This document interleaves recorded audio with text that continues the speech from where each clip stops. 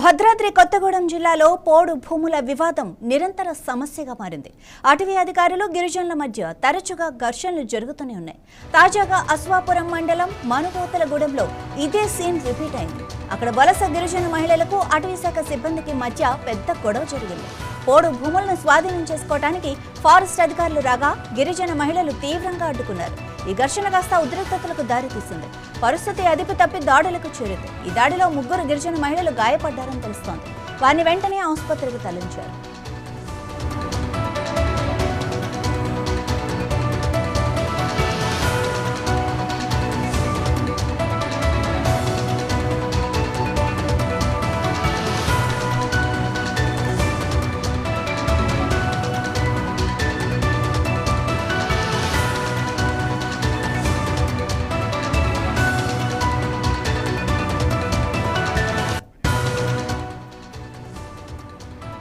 మనుగోతలగూడెంలోనే కాదు, ఇలాంటి వివాదాలు జిల్లాలో ఇంకా చాలా చోట్ల కొనసాగుతున్నాయి. దమ్మగూడెం మండలం పైడిగూడెం గ్రామ పంచాయతీలోనూ అటవీ అధికారులు ఆదివాసీల మధ్య ఘర్షణలు నడుస్తున్నాయి. అశ్వారావుపేట మండలం ఉరుములబండ గ్రామంలోనూ ఇలాంటి ఘటన జరిగి 7 గిరిజనులు గాయపడ్డారు. గత ఏడాది బోర్గంపాడు మండలం ఎర్రవెండి గ్రామంలోనూ పోడు భూముల వివాదం చెలరేగింది.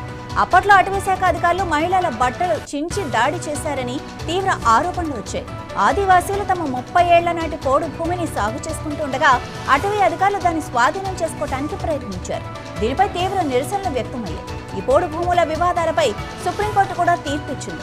భద్రాద్రి కొత్తగూడెం జిల్లాలోని కలవల నాగారం గ్రామంలోని దాదాపు 600 ఎకరాల భూమి అటవీ శాఖకే చెందుతుందని మే 7వ తేదీన సుప్రీంకోర్టు స్పష్టం చేసింది. ఈ భూమి నిజాం కాలం నాటి పట్టా భూమి కావటమే విశేషం.